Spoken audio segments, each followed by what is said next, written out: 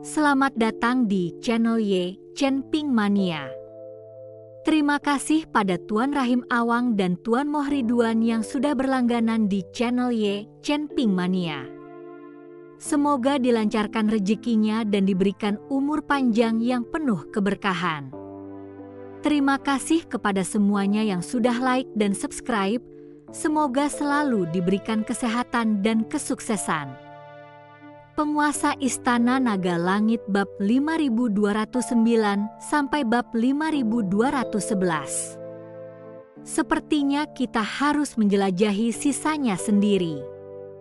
Dia melirik lorong sebelah kiri, bau darahnya terlalu kuat, mungkin ada sesuatu yang hidup di sana. Mari kita periksa sisi kanan dulu. Lorong sebelah kanan relatif kering, lantainya tertutup batu-batu lepas. Setelah berjalan sekitar waktu yang dibutuhkan untuk membakar dupa, jalan setapak itu terbuka menjadi sebuah gua yang luas. Di tengah-tengah gua itu terdapat sebuah kolam berisi air berwarna hijau pekat.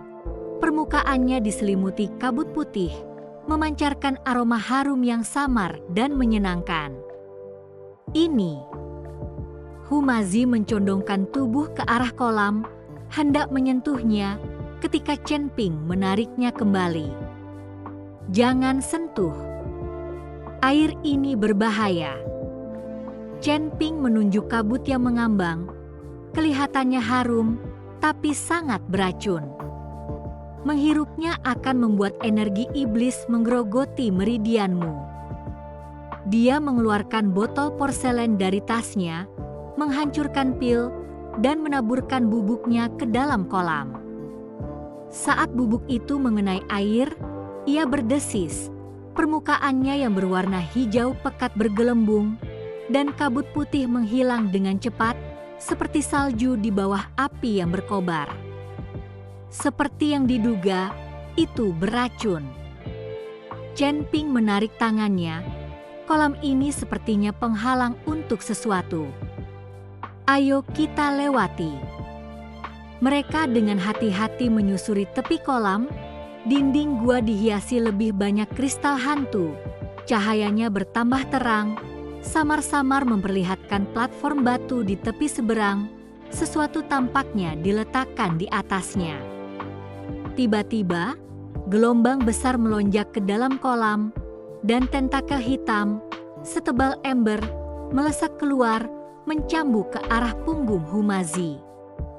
Hati-hati! Chen Ping bereaksi cepat, mendorong Humazi ke samping sambil memanggil pedang pembunuh naga. Aura pedang emas melesat keluar, membelah tentakel itu menjadi dua. Darah hitam menyembur, mengeluarkan bau busuk yang menyengat, meninggalkan lubang-lubang kecil di tanah tempat darah itu mendarat.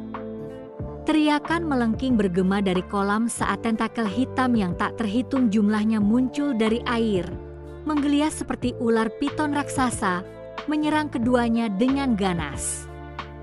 Itu naga banjir iblis. Humazi mengenali makhluk itu.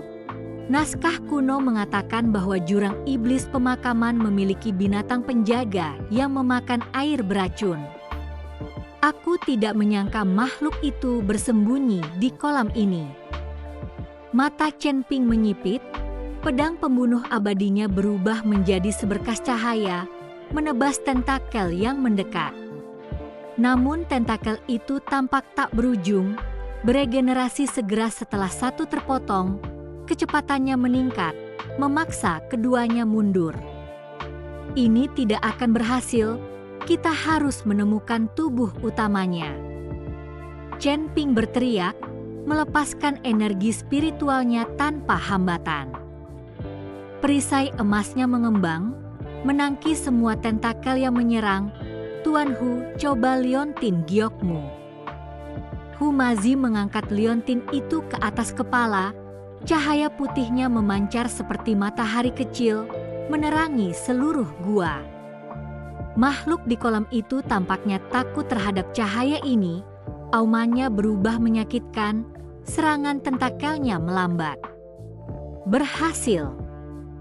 Humazi, dengan semangat barunya, memegang liontin itu dan maju menuju tengah kolam. Dimanapun cahaya putih bersinar, tentakel hitam itu mundur ke dalam air, dan kolam hijau pekat itu mulai bergolak, seolah-olah ada sesuatu yang akan muncul dari kedalamannya. Memanfaatkan momen tersebut, Chen Ping melesat ke tepi kolam, indera kedewaannya meningkat, dan akhirnya tertuju pada bayangan besar di dasar kolam.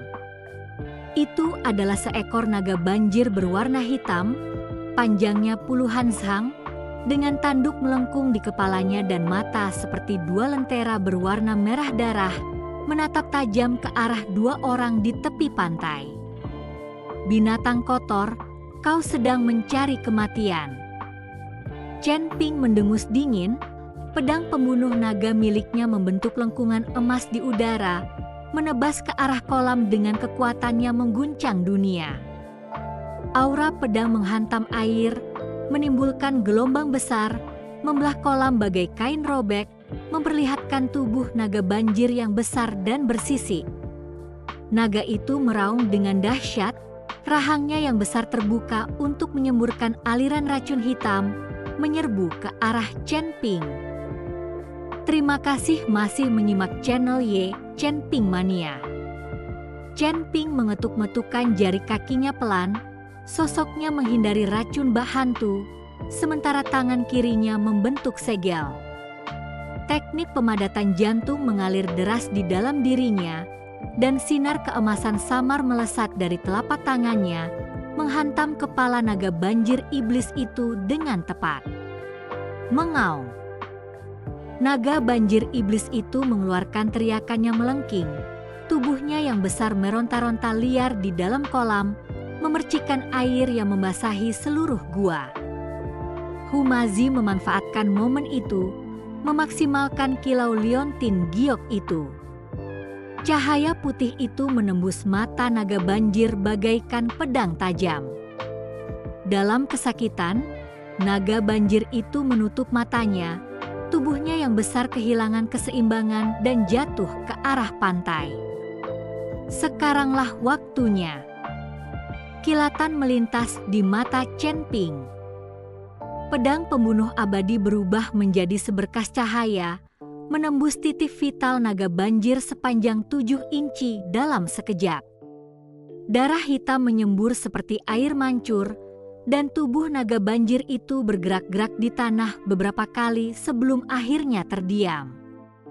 Baru pada saat itulah keduanya rileks, jatuh ke tanah, terengah-engah.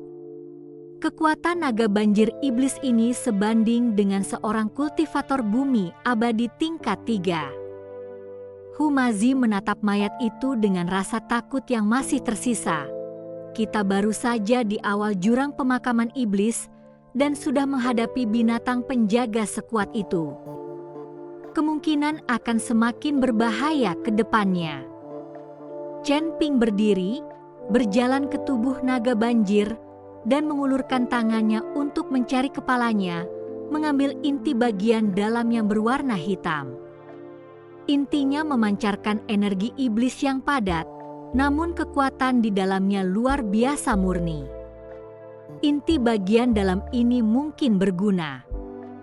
Chen Ping menyimpan inti itu, meskipun energi iblis itu kuat, jika dimurnikan, itu bisa meningkatkan kekuatan kita. Mari kita istirahat dan pulihkan diri sebelum melanjutkan. Dia melirik ke arah panggung batu di seberang kolam, di mana cahayanya tampak lebih terang daripada sekelilingnya, mungkin menyembunyikan sesuatu yang berharga. Naga banjir ini mungkin adalah penjaga platform itu.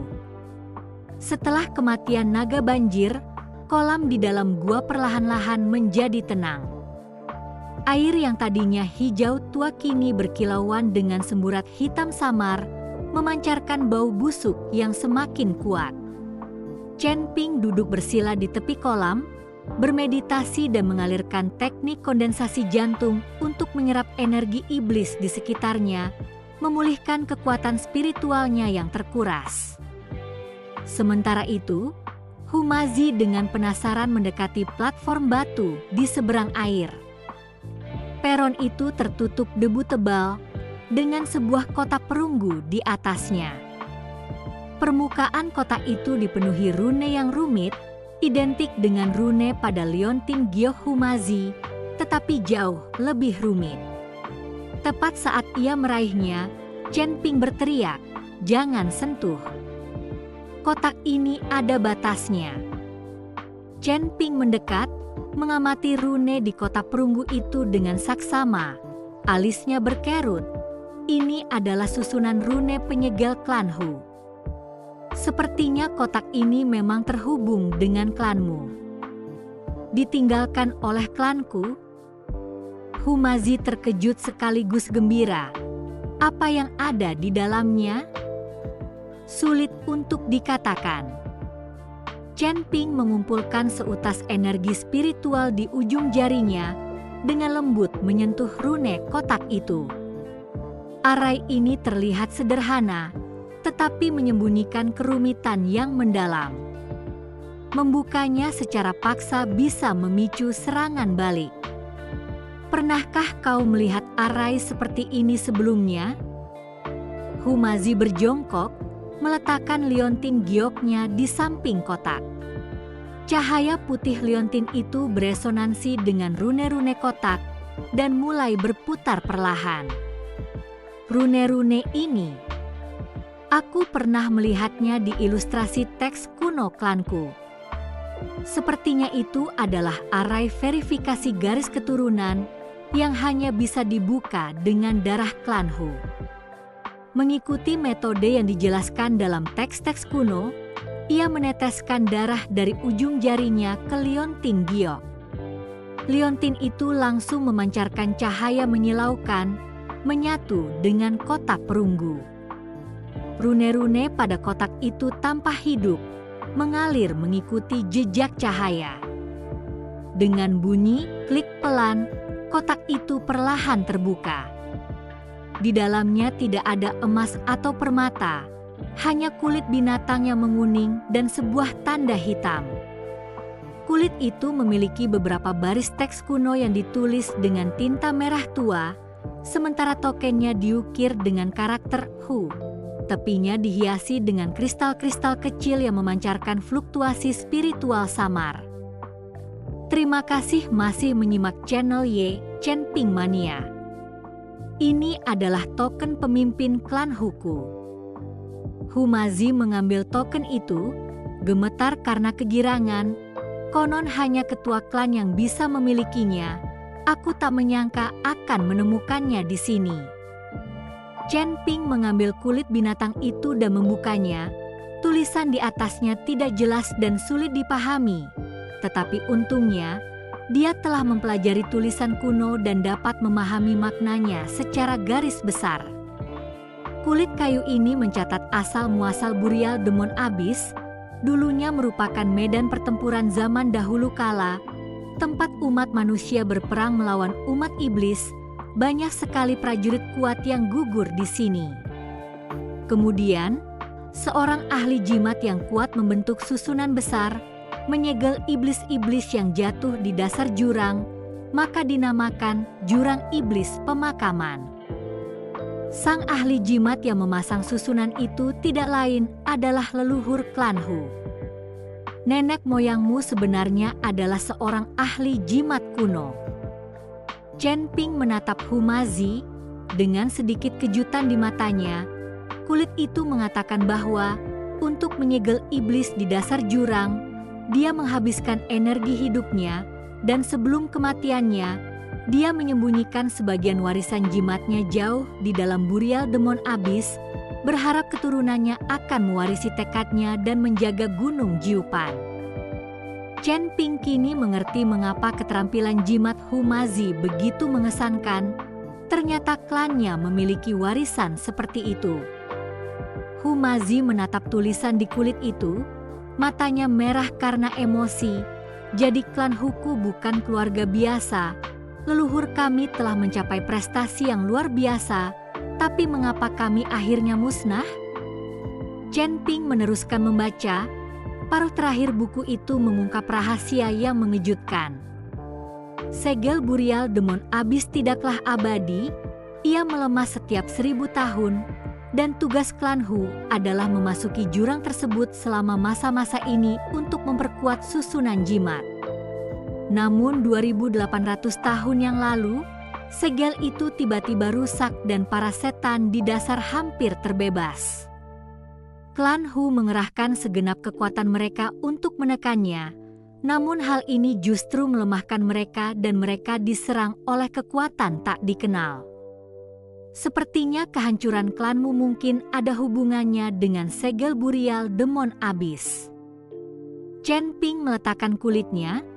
Kekuatan tak dikenal itu mungkin ingin mengeksploitasi iblis yang membebaskan diri atau mengingini warisan jimat leluhurmu. Humazi mengepalkan tangannya, kukunya menancap di telapak tangannya.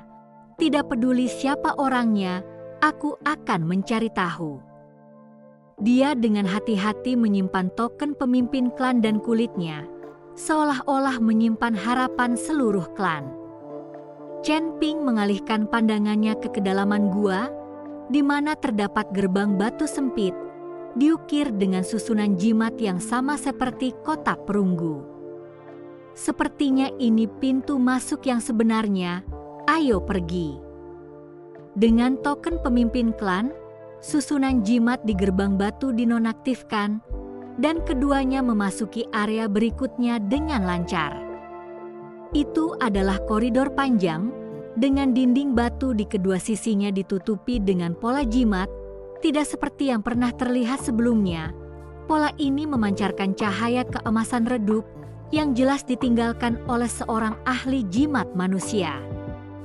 Pola jimat ini dapat menekan energi iblis, pasti sudah diatur oleh leluhurmu. Chen Ping menyentuh pola-pola itu, merasakan kekuatan lembut mengalir ke dalam tubuhnya. Jika kita mengikuti pola-pola ini, kita seharusnya terhindar dari sebagian besar bahaya. Di ujung koridor itu terdapat sebuah bilik batu besar, di tengahnya berdiri sebuah prasasti batu setinggi 10 zhang, ditutupi dengan rune jimat padat yang bersinar dengan cahaya menyilaukan. Di sekitar prasasti tersebut terdapat beberapa sisa kerangka. Pakaian mereka menunjukkan bahwa mereka adalah anggota klan Hu. Ini adalah leluhur klan Hu saya. Humazi menatap token jimat di tulang-tulang itu, matanya berkaca-kaca lagi. Mereka pasti datang untuk memperkuat segelnya, tapi tak pernah kembali. Chen Ping mendekati prasasti itu, mempelajari runenya dengan saksama, dan semakin terkejut saat melihatnya.